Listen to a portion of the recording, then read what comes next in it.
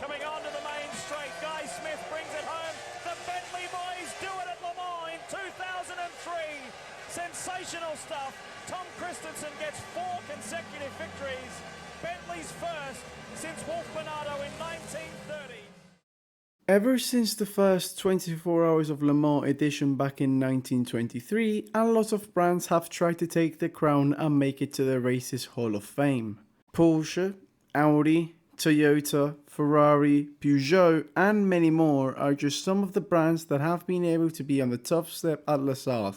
But there's only one brand that took part in the first ever edition and has taken more than 5 overall wins: Bentley.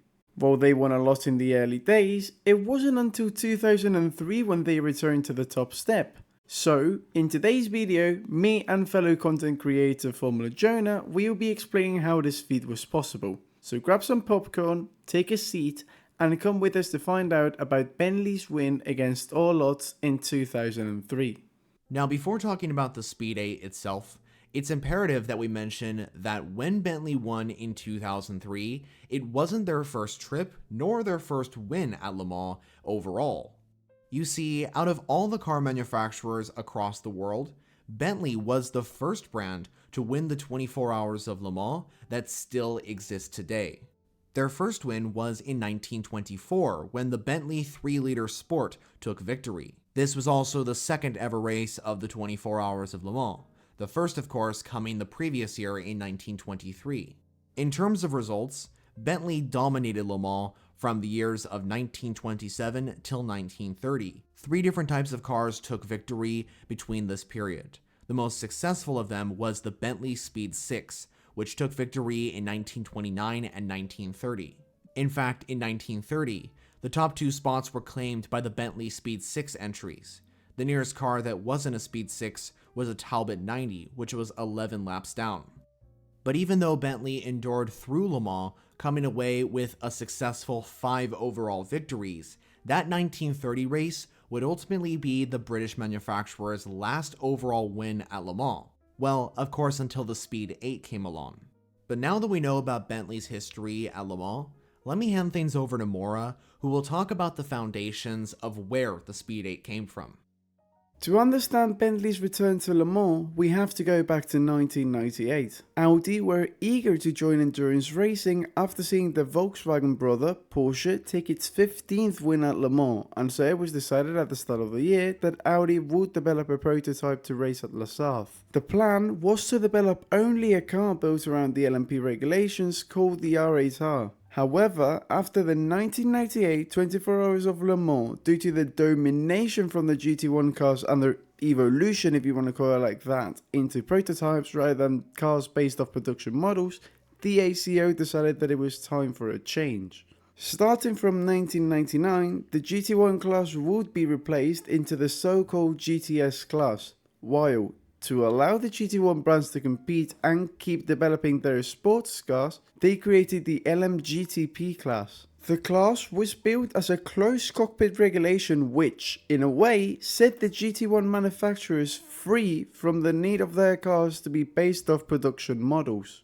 It was at that stage when Audi decided that a 2-car program would be a good approach to decide which of the 2 regulations had more potential, and thus the R8C project was born. Firstly, let's talk about the LMP car, the R8R. It was developed mainly by Dallara and it featured a 3.6 twin-turbo V8. While it had a concept that looked somewhat similar to the Ferrari 333 SP, it was visible that it was a kind of rushed concept. Meanwhile, the R8C was really rushed. Developed by Racing Technology Norfolk, it used the same engine as the sister R8R, but the concept was the complete opposite. Using a closed cockpit thanks to the inspiration of the GT1 cars, you could see how it wasn't fully finished due to the lack of aerodynamic winglets. After a lot of testing done for the R8R, while not so much for the R8C, the cars finally hit the track in the 1999 24 Hours of Le Mans. The R8R had a decent qualifying with their cars being 9th and 11th on the grid, while the R8C struggled in 20th and 23rd. Once the race started, the R8Rs kept climbing spots, but that wasn't the case for the R8C, which suffered gearbox trouble in both cars, ending their races prematurely. The R8Rs ended up finishing 3rd and 4th overall, making it clear what concept Audi was going to use in the future. This was going to put an end to the R8C story, but a brand came knocking on the door. This is where we insert Bentley, who were interested in a motorsport return. And with Audi choosing the R8R concept in favor of the R8C, this opened the door for Bentley to enter the picture. Even though the Audi R8C program had been called off, the facility in which the car had been produced from, Racing Technology Norfolk, still had the ability to continue a Le Mans prototype project. And with Bentley interested in a motorsport return, this was a perfect way to continue the project and for Bentley to reclaim the Le Mans crown. And if you're wondering how Bentley was able to get involved in this, well, that's simply because Audi and Bentley are both owned by the same parent company, which is Volkswagen. The first iteration of Bentley's prototype would be called the EXP Speed 8, which was the variant before the Speed 8. This Bentley would be designed by Peter Elleray, who also designed the Audi R8C. This car actually shared a lot of technology with the R8C. It very much resembles the prototype race car. The EXP Speed 8 would be using the same engine used in the Audi R8 race car, a 3.6-liter V8. However, the gearbox on the Bentley was different to the one on the Audi R8. The EXP Speed 8 would use a custom-developed 6-speed sequential manual transmission from X-Track. As for the chassis, that would be a carbon fiber and aluminium monocoque. Bentley was looking to run a 3-year program starting off in 2001 with the EXP Speed 8 in endurance racing, not just to take overall victory at the 24 Hours of Le Mans, but also to promote the all-new Bentley Continental GT. As for the team running the operations of the Bentley EXP Speed 8, later known as the Speed 8, that would be the formerly known Audi Sport UK, also known as Apex Motorsport. But when the cars would compete in motorsport, the organization would be under the name Team Bentley. And so with the preparations now complete, Bentley was ready to debut the car in 2001.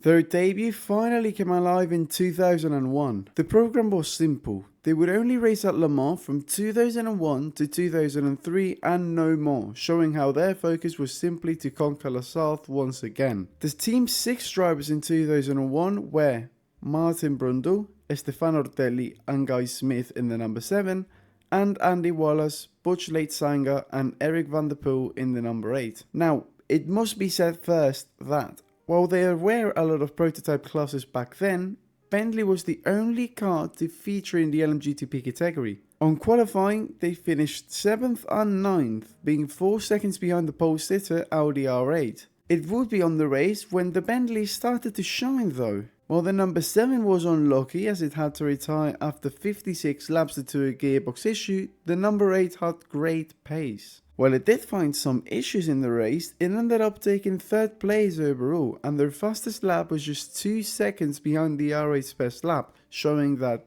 indeed there was potential. After the race, they decided that the car needed some updates, so they started to get some work done on it. It would directly influence their 2002 effort, however. For that year's 24 Hours of Le Mans, Bentley weren't fully ready, so they had to change their plans. They would enter a so-called mule car, the number 8, which will have some of the updates, but not all of them. Their biggest updates were a new engine, which was an Audi 4.0 litre V8 twin turbo and a brand new gearbox, but this only caused one issue. Only one car could be entered, so that meant less mileage for them. Driving the number 8 were the same 3 drivers as last year, Wallace, Van der Poel and Leitzinger. In qualifying, the starting position turned out to be worse as they were before, 11th overall, but they had managed to improve last year's lap by over a second and a half. On the race, this time the Bentley went again best of the rest, being the best car only behind the Audi R8. The motivation was high, but something very big was coming.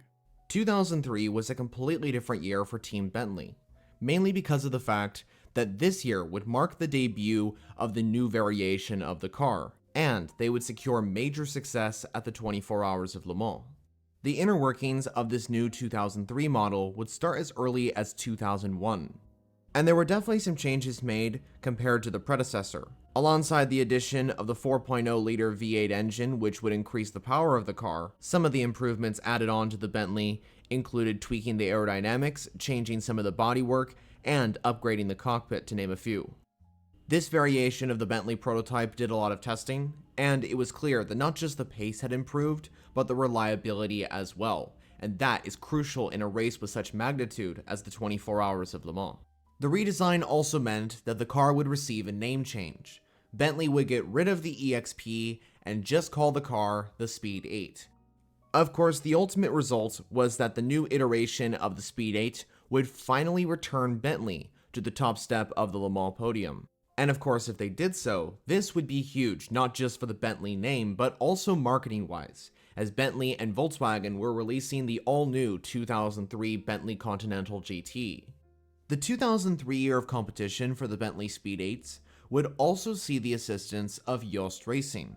Jost was the same team that helped out Audi to achieve overall victory at Le Mans from 2000 to 2002. And with Audi temporarily backing aside from a factory Le Mans effort, this placed Jost Racing in a position to help Team Bentley achieve overall victory at Le Mans. Team Bentley also had a few famous names, some that raced with Audi and Team Jost, competing in the Bentley Speed 8s in 2003. In just a moment, Maura will talk more about some of those drivers that raced.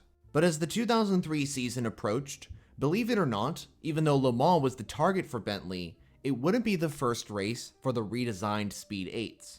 With the introduction of the Joest Racing-backed Bentley Speed 8, the program suffered another change. Firstly, 2 Bentleys will be entered for the 2003 12 Hours of Sebring as a test before Le Mans, but that wasn't the only one. Bentley had also changed their driver lineups thanks to the involvement of Jost, so we now had very different drivers. In the number 7 car were Guy Smith, Rinaldo Capello, and Mr. Le Mans himself, Tom Christensen. Meanwhile, in the number 8 car, it was Johnny Herbert, David Brabham and Mark Blundell driving. The race in Florida was expected to go well, but it ended up being quite the warning for the Audi R8s. The number 8 Bentley took pole position ahead of the sister number 7 car, both dropping 7/10ths to the nearest Audi R8 in third. However, a technical infringement from both cars saw their quali laps being deleted and starting from the very back of the field. Making their way up the order, the Bentleys couldn't match the Audi R8's race pace, but they were way closer than before. They ended up finishing a great third overall, 3 laps behind the 2 first Audis, and the number 7 Bentley set the fastest lap of the race, letting the Audis know that they weren't here to play. All the data gathered, the driver's experience, and the overall sensations from the team were crucial towards Le Mans, and it ended up being very useful. So it finally came time for the big race, the 2003 edition of the 24 Hours of Le Mans. As we saw at the 12 Hours of Sebring, the Speed 8s were competitive, but were not able to beat Audi to victory. But at Le Mans, however, things would be very different. Like Sebring, Team Bentley would bring 2 cars, badged as the number 7 and number 8 entries. They would also have the same driver lineup that was at Sebring. In qualifying, Bentley would dominate over the field. The number 7 car would qualify on pole, thanks to then 4-time Le Mans winner Tom Christensen. The Danish driver would set a 3-minute 33.1 in the second day of qualifying, which would ultimately be around 3 seconds faster than the nearest Audi, the number 10 car. At the start of the race, the 2 Bentleys had maintained first and second position overall, and by the time they got to the Mulsanne straight, they had already gapped the LMP 900 entries. During this 2003 event, Team Bentley, with help from Jost Racing, proved that the Speed 8s were not just fast, but they were lightning fast against the Audi R8s. The majority of this race was led by the number 7 Bentley, and it had very strong pace in the hands of drivers Tom Christensen, Guy Smith, and Rodindo Capello. The sister Bentley, the number 8 car, maintained second position, but wasn't on the same pace compared to the number 7 car. The number 8 car also encountered an issue when it went into the pit lane for a battery replacement, which meant that it lost a lot of time to the sister car. But nevertheless, Team Bentley would finish Le Mans with a fantastic result. The two Bentley Speed 8s would cross the line in first and second position, not just in the LMGTP category, but overall at Le Mans. This meant that after 73 years of waiting, Bentley had finally returned to the top step of the Le Mans podium. Christensen, Smith, and Capello would take overall victory in the number 7 car, lifting that iconic trophy up in the air for Bentley to achieve their 6th win at the famous Circuit de la Sarthe. After 2003, just like they had promised, Bentley would put an end to their program after winning that year's 24 Hours of Le Mans. Bentley ended up being absent from racing for quite a while until their big return in 2014 with a GT3 car. They ended up having quite a successful GT campaign from 2014 until 2020. They won the 2015 Blank Paint GT Sprint Series and many more races on the way, the most notable one being the 2020 12 Hours of Bathurst. The British brand was also very close to going back to prototype racing in 2016 when an opportunity to build a Daytona Prototype International came. They did some testing and really looked into it, but at the end Bentley decided that it wasn't the right time and simply called it off. As of 2024, Bentley isn't really doing anything apart from a sole Bentley entry in the 24 Hours of Dubai where they were far off the current GT3s.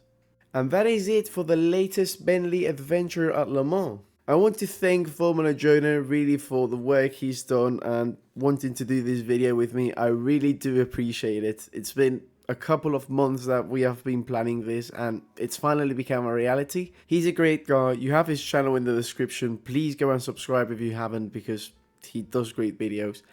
Again, thanks to him for collaborating and thank you so much to everybody watching. Leave a like, subscribe, and I hope I can see you all next time around.